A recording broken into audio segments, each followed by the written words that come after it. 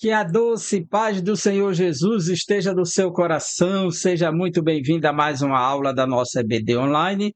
Eu sou o professor Egivadildo Tavares e vos falo aqui da Assembleia de Deus em Santa Rita, na Paraíba, que é liderada pelo pastor Djalma Silva. Hoje nós vamos estudar a lição de número 12, a 12ª lição, a promessa de vida abundante. Que vamos aprender com esta lição, que vamos conhecer com esse tema abundante, um tema tão importante, tão especial, pois este é um sonho de muita gente ter uma vida abundante. E o que seria uma vida abundante segundo Cristo? A nossa lição hoje se propõe a nos mostrar que isto faz parte de uma promessa de Cristo para o seu povo. E o que vamos aprender nesta lição? A nossa lição ela tem 3 capítulos e cada capítulo tem um objetivo. E o primeiro será apresentar o Senhor Jesus como a fonte de vida abundante. Então já fica claro que ele é a fonte de vida abundante, é o tema do primeiro capítulo. 2, conceituar e explicar a vida abundante. Então, qual o conceito de abundante, de vida abundante, e como entender isso? Esse é o tema do capítulo 2. E 3, elencar ou esclarecer o que identifica a vida abundante. Então, existe um referencial, algo, um indicativo para se identificar a vida abundante? Existe sim, e vamos aprender nesta lição. Seja muito bem-vindo para a 12ª lição. O nosso texto bíblico em pauta hoje a ser estudado está no Evangelho de João, capítulo 10. E nesse texto nós vamos aprender alguns aspectos que, de fato, contribuem para que tenhamos uma vida abundante. Eu separei aqui dos versículos de 1 a 15, já que a lição trabalha a partir do versículo 7, né? Para que você tenha uma cosmovisão do que seria essa vida abundante que está expresso na lição dos 3 capítulos, a partir do próprio texto do Evangelho de João, capítulo 10. Nós temos aqui, quando nós estamos observando nesse momento, que Jesus diz, em verdade lhes digo, esse texto aqui é NA, Nova Almeida Atualizada. Quem não entra no curral das ovelhas pela porta, mas sobe por outro lugar, esse é ladrão e salteador. Aquele, porém, que entra pela porta, esse é o pastor das ovelhas. Para este o porteiro abre, as ovelhas ouvem a sua voz. Primeiro, existe um pastor, existe um porteiro, existe um aprisco, que é o curral, onde se protegem as ovelhas, onde elas passam a noite em segurança.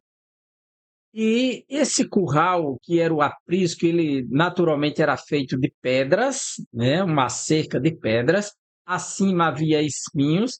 Existe lá em Israel um modelo típico desses currais dos de Jesus ou apriscos, e havia uma pequena torre no aprisco, que é o local onde o pastor ficava observando. E muitas vezes havia o dono do aprisco e das ovelhas e havia o pastor que prestava o serviço para este dono. Nesse caso aqui, na analogia de Jesus, percebe-se que há um porteiro que abre a porta para que o pastor entre com as ovelhas. Ele não abre para outros, somente para o pastor. Se nós atentarmos bem, este porteiro que abre a porta para o pastor verdadeiro com as suas ovelhas é um indicativo do Pai, porque Jesus termina no versículo de número 15 dizendo assim, assim como o Pai me conhece e eu conheço o Pai e dou a minha vida pelas ovelhas. Percebe que ele fechou dizendo que ele conhece o Pai e o Pai lhe conhece, e ele dá a vida pelas ovelhas. Então, esse porteiro, na ilustração de Jesus é o Pai. Assim como no capítulo 15, ele diz assim: Eu sou a videira verdadeira, meu Pai é o agricultor. A figura de linguagem expressa é a mesma, né? Ele só mudou de objeto. Então, continuemos. Versículo 3. Para este o porteiro abre, as ovelhas ouvem a sua voz, ele chama as suas próprias ovelhas pelo nome e as conduz para fora. O que é uma vida abundante? É uma vida em Cristo, é uma vida na condição de ovelha, é uma vida em que Ele é o nosso bom pastor, e como Ele é o nosso bom pastor, nós ouvimos a sua voz, conhecemos a sua voz, Ele nos conhece pelo nome, conforme o versículo 3, pelo nome, e Ele nos conduz para fora. Temos a liderança e a condução de Cristo para nós. Ter vida abundante é ter uma vida guiada por Cristo, ser conhecido por Cristo, ser protegido por Cristo. Veja, é conhecer a Cristo. Versículo de número 4. Depois de levar para fora todas as que lhe pertencem, ou seja, é ser posse de Cristo. Vai na frente delas, ou seja, tem uma proteção garantida. E elas o seguem porque reconhecem a voz dele. Mas, de modo nenhum, seguirão o estranho. Pelo contrário, fugirão dele, porque não conhecem a voz dos estranhos. Jesus fez esta comparação, mas eles não compreenderam o sentido daquilo que ele falava. Jesus, a porta. Então Jesus disse mais uma vez: em verdade, lhes digo que eu sou a porta das ovelhas. Todos os que vieram antes de mim são ladrões e salteadores, mas as ovelhas não lhes deram ouvidos. Veja que as ovelhas conhecem a voz do seu Senhor. Depois da chegada de Cristo, não há mais engano, não há mais falso Messias para nós. Nós seguimos somente a Cristo. Eu sou a porta, disse Jesus. Se alguém entrar por mim, será salvo. Entrará, sairá e achará pastagem. Jesus usou a metáfora do pastor, que ele é o pastor. Agora ele é a porta do próprio aprisco. É através da porta do aprisco que as ovelhas entram e passam uma noite em segurança. No dia seguinte, o pastor as remove e leva para a pastagem. Isso é vida abundante, é ter segurança em Cristo durante a noite, ter provisão de Cristo durante o dia. Entrará e sairá no aprisco e achará pastagem, porque o pastor está na frente. O ladrão vem somente para roubar, matar e destruir. Eu vim para que tenham vida e a tenham em abundância. Essa vida abundante é uma vida protegida, é uma vida guiada, é uma vida em que somos conhecidos, é uma vida que tem um dono, é uma vida que tem proteção, é uma vida que tem provisão. Isto é vida abundante para a ovelha que tem um pastor, que lhe dá um aprisco, que lhe dá condução, que lhe dá proteção. Jesus, o bom pastor, é ele que dá a vida e vida com abundância. Versículo 11. Eu sou o bom pastor. O bom pastor dá a vida pelas ovelhas. Isso aqui é vida abundante, é receber a vida do próprio Senhor. Ele deu a vida por nós, se sacrificou por nós, coisa que o mercenário não faz. O mercenário que não é pastor, a quem não pertence as ovelhas, vê o lobo chegando, abandona as ovelhas e foge. Então o lobo as arrebata e dispersa. O mercenário foge porque é mercenário e não se importa com as ovelhas. Eu sou o bom pastor, conheço as minhas ovelhas e elas me conhecem. Veja o que é vida abundante, é ser conhecido e conhecer o seu Senhor, o seu pastor. Assim como o Pai me conhece, eu conheço o Pai e dou a minha vida pelas ovelhas. A insistência de Jesus, de um pastor que dá a vida pelas ovelhas, é porque ele deu a sua vida por nós na cruz. Por isso lhe pertencemos. Texto Áureo, veja que lição maravilhosa. Eu sou a porta. É uma metáfora, né? Quando ele afirma que ele é a porta. Se alguém entrar por mim, salvar-se-á, entrará e sairá e achará pastagens. Porque o pastor, ele abre a porta do aprisco, as ovelhas passam por ela. Então, tanto a entrada quanto a saída depende dessa porta. É entrar para ter segurança, sair para ter pastagem. Ele assume o lugar. Ele tanto é o pastor que conduz ao aprisco, quanto é a porta que recebe as ovelhas e libera as ovelhas para desfrutar dos verdes pastos. O ladrão não vem senão para roubar, a matar e a destruir. O ladrão, que muitos entendem que é o diabo, e tem gente que já troca essa expressão ladrão, substantivo, pela palavra diabo. O diabo não vem senão matar, roubar e destruir. A Bíblia não diz em lugar nenhum que o diabo não vem senão para matar, roubar e destruir, diz o ladrão. E esse ladrão, nesse contexto aqui, que Jesus está num diálogo com os judeus, no capítulo 9, nós vamos mostrar mais à frente, são os religiosos, que não entram nem deixam os outros entrar no reino de Deus. E assim como o ladrão chega no aprisco, vai por outro lugar, não vai pela porta, entra, sacrifica a ovelha, ele vem matar, joga por cima, roubar e destruir, que depois ele tirava a lã dela para fazer casacos, fazer muitas coisas, pegava a carne, aquilo que interessava ele vendia uma parte e consumia a outra. Então o ladrão não vem não matar, roubar e destruir. E esse ladrão também é representado pelo próprio lobo, que Jesus disse, ele viu o lobo que arrebata a ovelha e não faz nada. Então, que são os religiosos que não querem participar do reino de Deus e estão roubando aqueles que querem seguir a Cristo, porque Jesus curou um cego e eles não querem que esse cego siga Jesus. A família do cego não queria dizer quem foi que curou ele, com medo de ser expulso da sinagoga.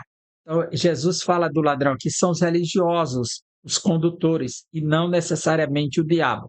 Embora que haja uma compreensão implícita do diabo aqui, que esteja utilizando essas pessoas, mas não de forma direta que seja o diabo. Basta ler o capítulo 9 sem parar e entrar no capítulo 10 que você chega a essa compreensão. Verdade prática. O Senhor Jesus tem uma promessa de vida abundante para quem se relaciona com Ele de maneira plena. E essa promessa de vida abundante é promessa de um pastor que cuida das ovelhas, que dá a vida pelas ovelhas, que protege as ovelhas, que conduz aos campos verdejantes.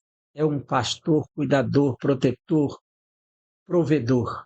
É isso que é viver uma vida nas mãos do Senhor, o nosso pastor. Nesta lição estudaremos a promessa da vida abundante, prometida pelo Senhor Jesus, conforme João, capítulo 10. A vida com Cristo se contrasta diretamente com a vida sem Ele. Você viver sem ter a certeza que Cristo é o seu protetor, que Cristo é o seu guia, que Cristo lhe protege, é viver atirando no escuro. Aqueles que entregaram sua vida para Jesus vivem nessa eterna confiança de saber que tem um condutor, de saber a quem recorrer em orações, de saber que tem a sua proteção, que tem a sua direção, que tem as suas promessas. Então, a vida com Cristo é um contraste com a vida sem Cristo. Quando estamos em Cristo, tudo o que ansiamos e desejamos tem outros fundamentos. A vida abundante em Cristo preenche lacunas que até então nem imaginávamos que poderiam ser preenchidas, porque ele preenche em todos os aspectos da vida, em todos os momentos e em todas as circunstâncias. Ter Cristo é ter uma vida de abundância, uma vida preenchida de graça, de amor, de misericórdia, de bondade, de salvação. Por isso, a vida abundante é uma promessa que começa e termina em Jesus, porque dele, por ele, para ele são todas as coisas. Só mediante um relacionamento pessoal, individual, com ele é possível desfrutar dessa vida, a vida abundante. Vamos ao primeiro capítulo. Jesus, a fonte de vida abundante. Não tem como não ser ele, né? A fonte de vida abundante. A fonte de verdadeira vida. O Evangelho de João, no capítulo 10, apresenta o Senhor Jesus como bom pastor. Esse pastor se relaciona com suas ovelhas, as protege, se dirigindo à frente delas no caminho para livrá-las do perigo. Além dessa imagem de pastor, João 10 também apresenta Jesus como a porta das ovelhas. Essa porta simboliza o caminho de salvação espiritual em que um relacionamento pessoal e eterno com Deus se torna possível e tudo que a ovelha necessita será encontrada em Deus Cristo. O bom pastor. Essa é uma figura que domina o Antigo Testamento, que apresenta Deus e Yahvé como o pastor do seu povo. O Salmo 80, versículo 1 diz: dá ouvidos, ó pastor de Israel. Tu que conduzes a José como um rebanho, tu que estás entronizado acima dos querubins, mostra o teu esplendor. Veja a oração do salmista, dá ouvidos, a oração de Asaf, né? Ó pastor de Israel, tu que estás assentado no trono, é o rei pastor, né? No livro de Eclesiastes, capítulo 12, o último capítulo desse livro, que trata da vida debaixo do sol, da transitoriedade da vida, a vaidade. Ele diz no capítulo 12, versículo 11: as palavras dos sábios são como aguilhões e como pregos bem fixados. A sentença coligidas dadas pelo único pastor, ou seja, só existe um pastor que seja o bom pastor, e ele é o Deus Javé, que se revela no Novo Testamento na pessoa do Filho, Jesus, o bom pastor. Ezequiel, aliás, Isaías capítulo 40, e fala da grandeza de Deus. No capítulo 40, versículo 11, ele diz assim: como pastor apacenta o seu rebanho entre os seus braços, recolherá os cordeirinhos e os levará no seio, as que amamentam, ele guiará mansamente. Ele quem? O próprio Deus. O versículo 10 diz: eis que o Senhor Deus virá com poder e o seu braço dominará. Então é o próprio Deus que pegará o seu povo como um pastor que pega a ovelhinha, o cordeirinho e leva nos braços.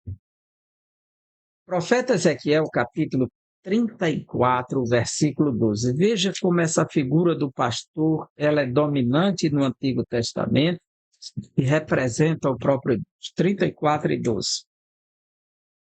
Como o pastor busca o seu rebanho no dia em que encontra ovelhas dispersas, assim, diz Deus, buscarei as minhas ovelhas, livrá-las-ei de todos os lugares para onde foram espalhadas no dia de nuvens e de escuridão. Esse é o nosso Deus. Por isso que Cristo se torna o nosso pastor e, ao mesmo tempo, a porta das ovelhas, que é a porta do aprisco. Capítulo 10 de João, versículo 7, ele diz: Jesus lhes afirmou de novo: em verdade vos digo, eu sou a porta das ovelhas. Versículo 9: eu sou a porta, se alguém entrar por mim, será salvo, entrará, sairá e achará pastagem.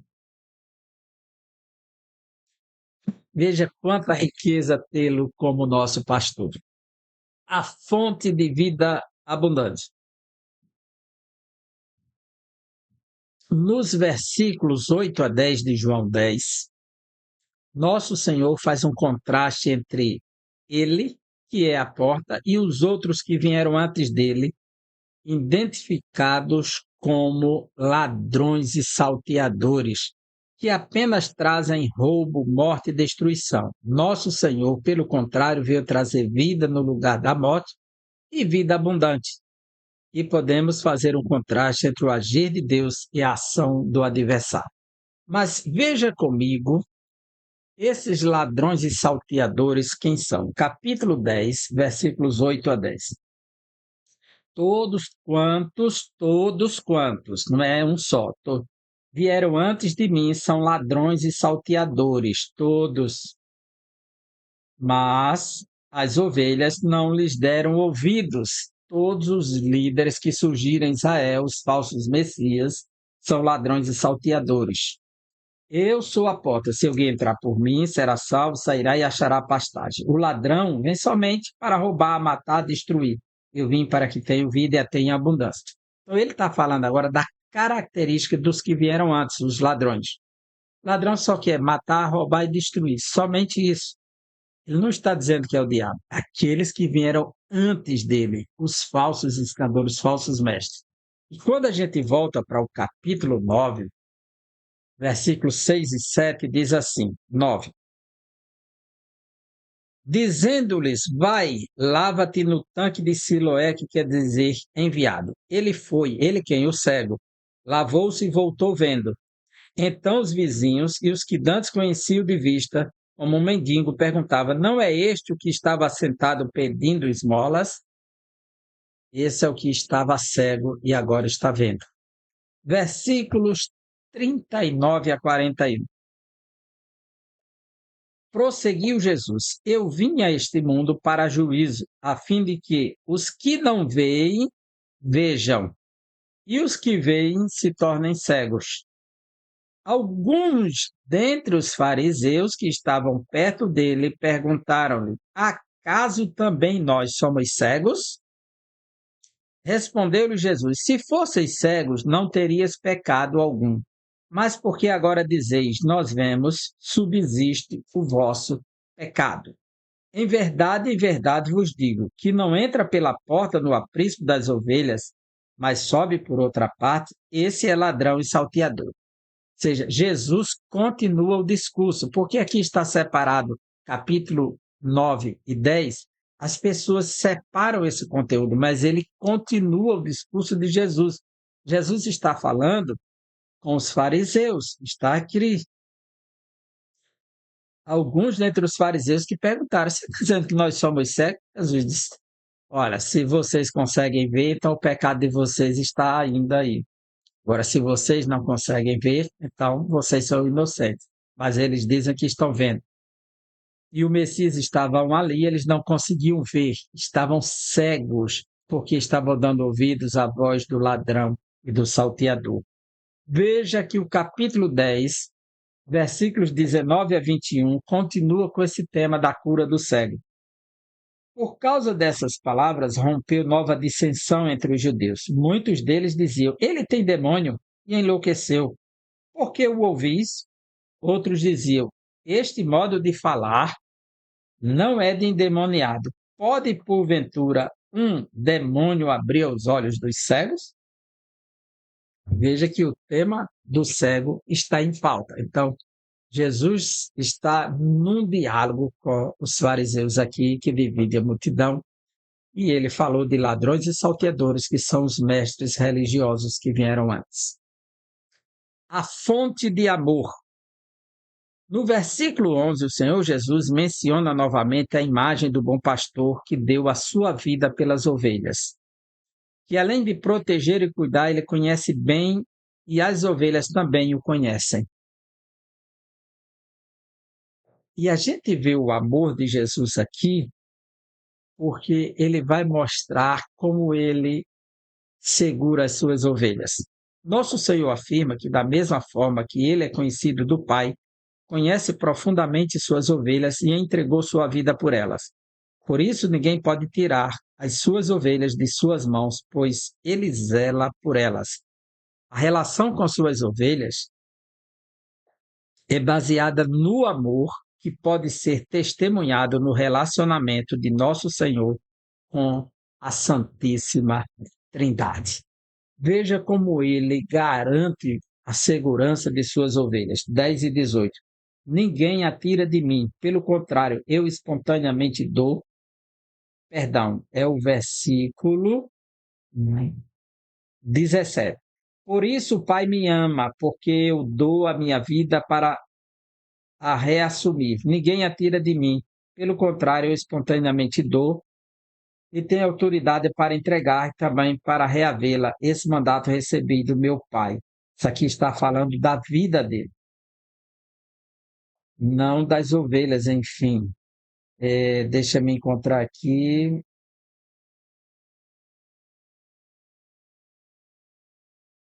Tudo a vida, outro. É a vida que ele dá e ele toma a retomar lá. Deixa eu me encontrar aqui no mesmo texto que ele diz.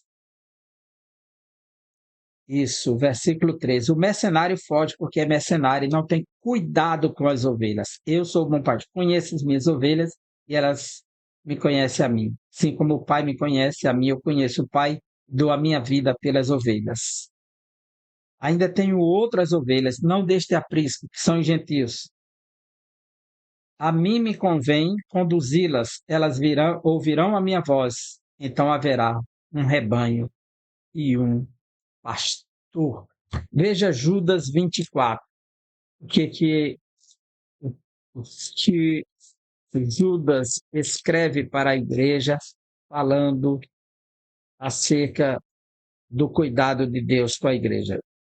Ora, aquele que é poderoso para vos guardar de tropeços e para vos apresentar com exultação imaculados diante da sua glória. Então ele, assim como Jesus se relaciona bem na Trindade, ele guarda o seu povo com a sua mão protetora de graça e misericórdia. A vida abundante. O conceito de vida abundante, tópico 1, 2. A vida abundante também influencia a família. E 3. Diversas bênçãos provenientes da vida abundante. Então vamos lá. Conceito de vida abundante. Capítulo 10, versículo 10, Jesus diz assim: o ladrão vem somente para roubar, matar e destruir. Eu vim para que tenham vida e a tenham em abundância. A palavra abundante aqui no grego é perisson. Perisson do verbo perisso, que é superabundante. Vem de peri, que é em volta, né? Inicialmente. Essa palavra perisson, que é traduzida por abundante, que em outro texto é traduzida por plenitude, para que tenha uma vida de plenitude completa, sem faltar nada. Quer dizer, não falta nada. Ele, como um pastor, ele alimenta, ele cuida, ele protege, ele conduz, não falta nada. É mais que abundante, quer dizer, essa vida é mais que abundante, excessivo, mais que suficiente, superior, de acordo com o dicionário de Strong. E nós podemos ver isso, que essa vida abundante está nele, como diz aqui, mediante o relacionamento que estabelecemos com Deus por meio de Jesus, o nosso pastor, podemos comentar a respeito do que significa a vida abundante, mencionada pelo nosso Senhor em João 10 e 10. Sabemos que o ser humano tem necessidades físicas, emocionais e espirituais. Podemos afirmar que a vida abundante prometida pelo nosso Senhor preenche também as esferas do corpo, da alma e do espírito. Trata-se de uma nova vida integral em Cristo, onde tudo se fez novo. Assim que alguém está em Cristo, nova criatura é. As coisas velhas passaram, eis que tudo se fez novo. 2 Coríntios 5:17. Veja o que é uma vida abundante. Evangelho de João, capítulo 1, versículo 4. A vida estava nele, no Verbo, em Cristo, e a vida era a luz dos homens. Primeiro, quem está em Cristo está com a vida e está na luz. Capítulo 4, versículo 14. Jesus disse para a mulher samaritana: aquele, porém, que beber da água que eu lhe der, nunca mais terá sede. Pelo contrário, a água que eu lhe der será nele uma fonte a jorrar para a vida eterna. Isso é vida abundante. Receber da água da vida que salta para a vida eterna, que jorra sem parar, plenamente, uma fonte inesgotável. É você desfrutar sempre da vida eterna, é você desfrutar da salvação, da graça e da bondade de Deus, que ela está jorrando, ela não para, ela não cessa nunca, nunca, porque vem de Deus. Capítulo 7, versículo 38. Quando Jesus se levanta na festa dos tabernáculos e chama os homens e diz: quem crê em mim, como diz a Escritura, do seu interior fluirão rios de água viva, águas que não param de jorrar. É uma fonte interna agora. Isso é vida abundante. Ter a vida de Deus na vida, ter a graça de Deus jorrando sem parar. A vida abundante também influencia a família. Por quê? Na hora que você recebe o dom da salvação, você vai querer externar isso para dentro da sua casa, ainda que outros não aceitem, mas irão desfrutar das bênçãos de Deus na sua vida, que começa a fluir da nova vida. Então, existe uma promessa de salvação para dentro do lar. Nós podemos ver o episódio bíblico quando Paulo faz a segunda viagem missionária e quando ele chega em Filipos e ele é preso porque expulsou um espírito enganador de uma jovem, ele e Silas, e o carcereiro está tomando conta do cárcere, quando de repente Deus manda um terremoto, e o carcereiro, que seria punido se os presos fugissem, decidiu suicidar-se. Naquele momento, Paulo disse: não faças tal coisa, que todos estamos aqui. E ele gritou: que faço para me salvar? Porque como ele seria salvo do imperador, já que o cárcere se abriu às portas de todos? Aí Paulo diz: crê no Senhor Jesus e serás salvo, tu e a tua família. E em seguida Paulo pregou o evangelho para ele, e ele levou para a casa dele. Paulo batizou ele, sua família, todos se converteram naquela casa. Houve uma conversão plena, porque a graça de Deus, quando chega, é para salvar. Ainda que isso possa demorar, porque Pedro diz que as mulheres que servem a Deus, elas ganham seus esposos pelo comportamento. E os maridos, de igual modo. Veja comigo, capítulo 3 da primeira carta de Pedro. Mulheres, sede vós igualmente submissas a vosso próprio marido, para que, se ele ainda não obedece à palavra, seja ganho sem palavra alguma por meio do procedimento da sua esposa. Veja, o proceder da esposa salva o marido não crente.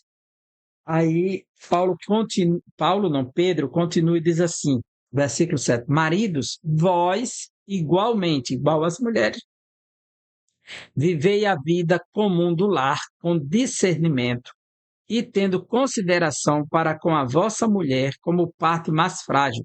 Tratai-a com dignidade, porque sois juntamente herdeiros da mesma graça de vida, para que não se interrompam as vossas orações.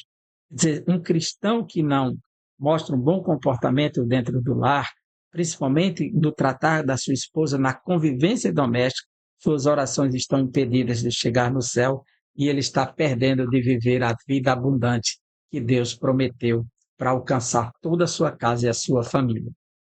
Então, a vida abundante, ela se estende dentro do lar, nas relações domésticas, nas relações do dia a dia. Diversas bênçãos provenientes da vida abundante. A vida plena com Deus. Essa vida plena com Deus, Quando passamos a ter um relacionamento pleno com Cristo e por isso desenvolvemos a vida abundante, passamos a desfrutar de copiosas bênçãos, dentre as quais podemos destacar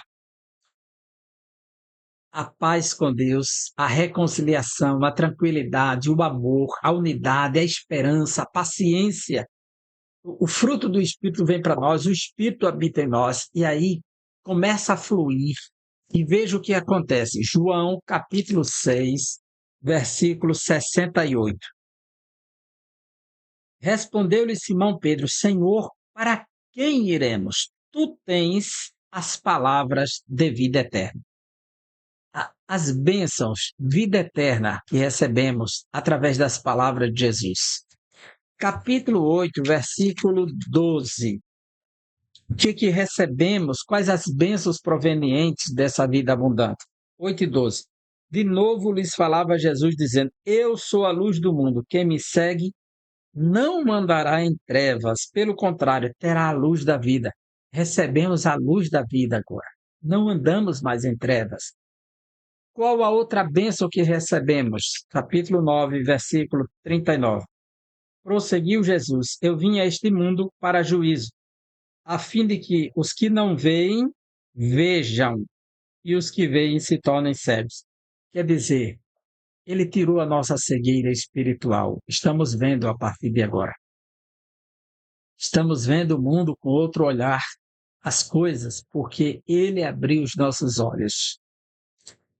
Capítulo 11, outra bênção espiritual proveniente da vida abundante. 11, 25 e 26.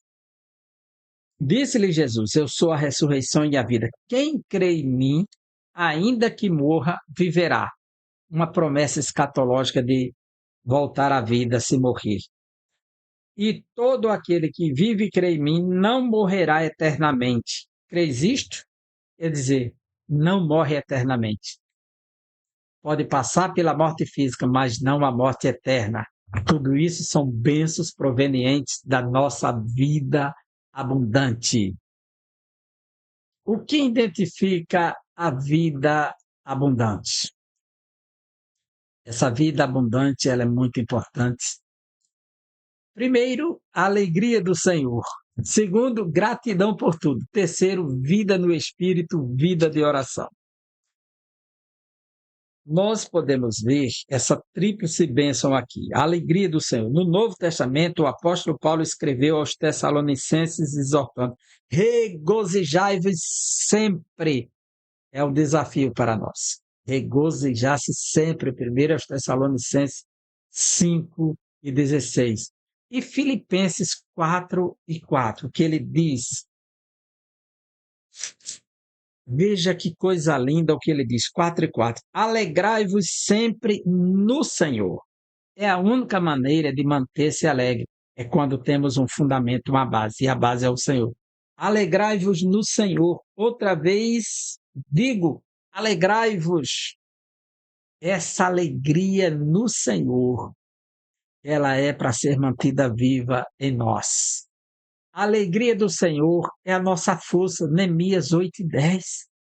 A alegria é um bom remédio para quem está triste, Provérbios 17 e 22. O de coração alegre aformoseia o rosto, ele vivencia uma outra dimensão, porque ele está com Cristo Jesus. Então, a alegria do Senhor faz toda a diferença na nossa vida. Por isso que precisamos desfrutar. E a alegria é um dos frutos do Espírito, conforme Gálatas 5 e 22. E gratidão por tudo. É muito mais fácil reclamar, blasfemar, murmurar do que agradecer. Mas a vida abundante nos leva a expressarmos gratidão. Eu atendi uma senhora uma vez e no trabalho, e ela recebeu um troco, era tão pequeno, de R$ 1. E quando ela pegou aquela moeda, ela disse: obrigado, Senhor, por este R$ 1. E eu disse: a senhora agradeceu por R$ 1? Ela disse: sim, por tudo que o Senhor me dá.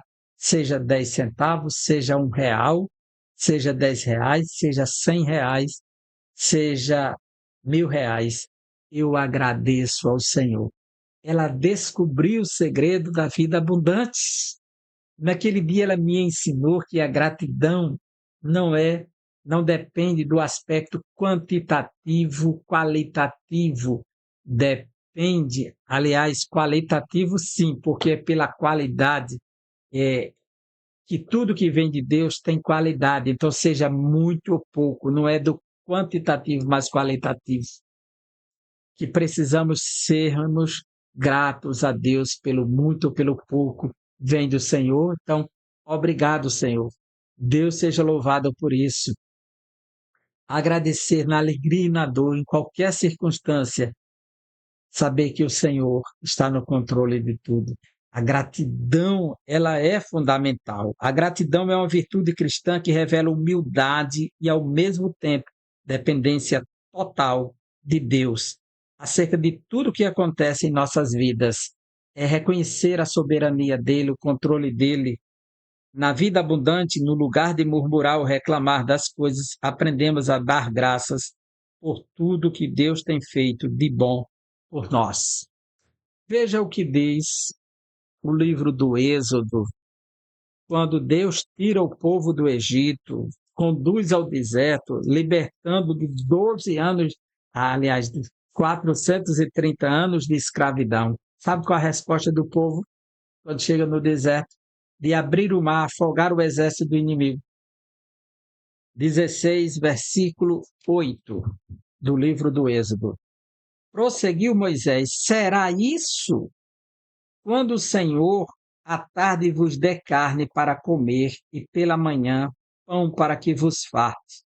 Porquanto o Senhor ouviu as vossas murmurações com que vos queixais contra ele. Porque quem somos nós? As vossas murmurações não são contra nós, e sim contra o Senhor.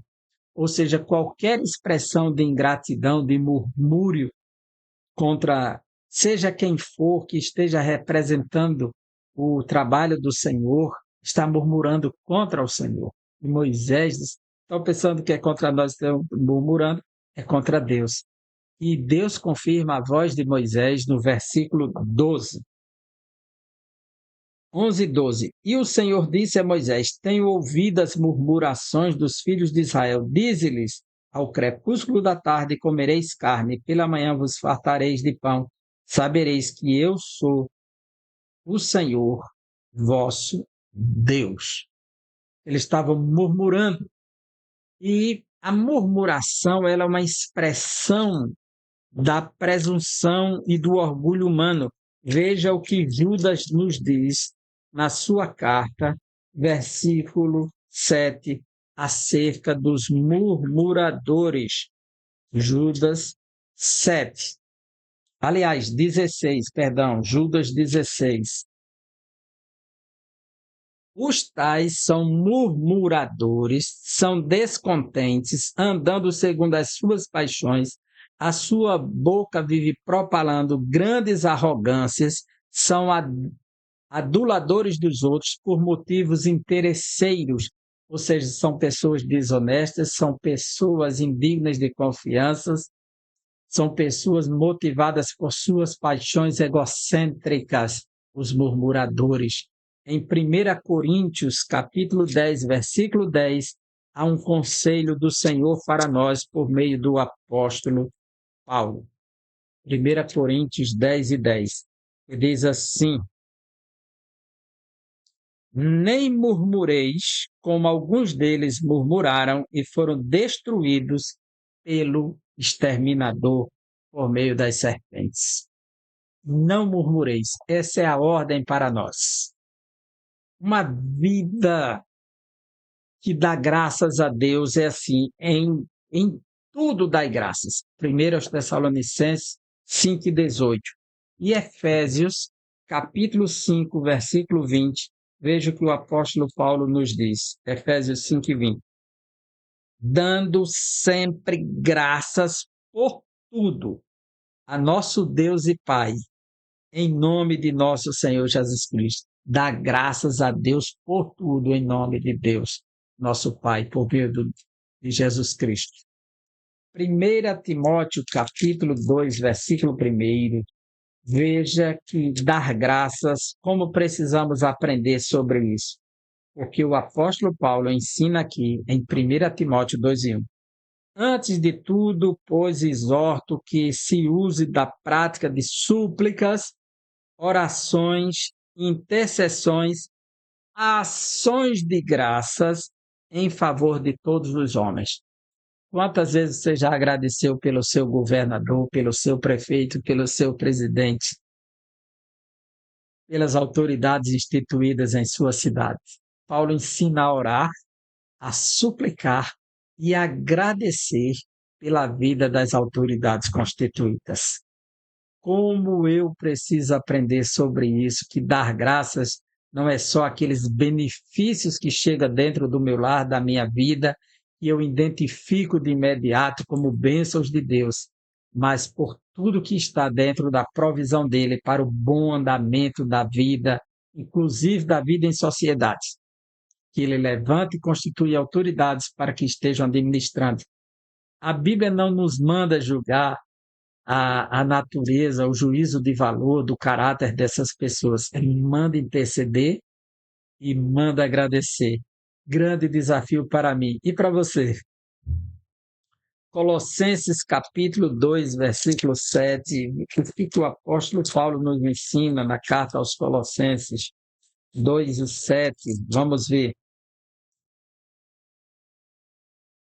Nele, radicados e edificados e confirmados na fé, tal como fostes instruídos, crescendo em ações de graças.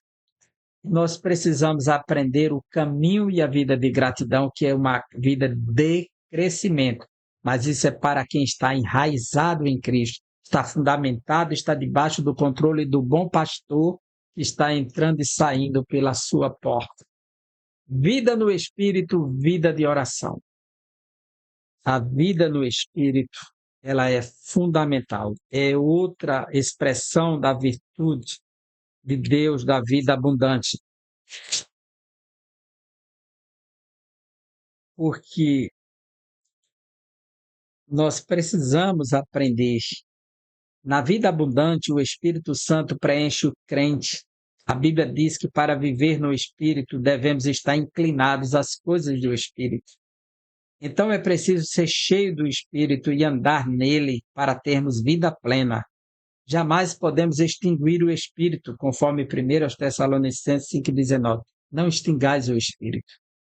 E essa vida no Espírito, Paulo diz em Efésios 5,18, não vos embriagueis com vinho que gera contendas, mas enchei-vos ou se deixe encher pelo Espírito. Todos nós dependemos de uma vida cheia do Espírito. Por quê? É para isso que o Espírito veio, para residir na igreja, para encher o seu povo. Veja que a chegada do Espírito Santo já é descrita dessa maneira. Capítulo 2, versículo 4. Todos ficaram cheios do Espírito Santo. Capítulo 4, versículo 31 de Atos dos Apóstolos.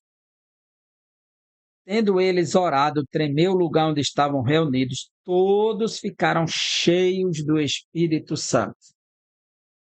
Capítulo 6, versículo 3. Vão escolher os novos servidores da igreja, o corpo diaconal. Quais os critérios? Mas, irmãos, escolhei dentre vós 7 homens de boa reputação, cheios do Espírito e de sabedoria. Então, a vida cheia do Espírito para servir, para estar em comunidade, para pregar com intrepidez e ousadia, para viver como corpo de Cristo, templo e morada do Espírito Santo. E é também preciso uma vida de oração. E essa vida de oração deve ser sem cessar. 1 Tessalonicenses 5,17. Na carta aos Romanos, capítulo 12, versículo 12, veja o que o apóstolo Paulo nos ensina, 12 e 12. Regozijai-vos na esperança, sede pacientes na tribulação e na oração perseverai. perseverantes. Então, a vida de oração ela é fundamental. O que identifica uma vida abundante é uma vida cheia da alegria do Senhor, é uma vida que expressa gratidão, é uma vida cheia do Espírito Santo, é uma vida conduzida pela oração. Conclusão da nossa lição de número 12, penúltima lição, para fechar esse trimestre e entrarmos na lição de apologética. O Senhor Jesus é a fonte da vida abundante, pois Ele mesmo nos prometeu. Essa promessa está disponível a cada crente que desenvolve um relacionamento pessoal com nosso Senhor, o bom pastor.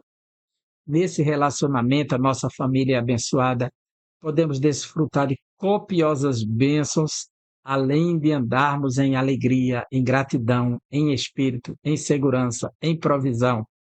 A vida abundante em Cristo é a nova vida que Ele prometeu para os que creem nele como Salvador e Senhor. E aqui nós finalizamos mais uma lição e te aguardamos para a próxima e última lição deste trimestre. Um grande abraço, que Deus nos abençoe. Até lá!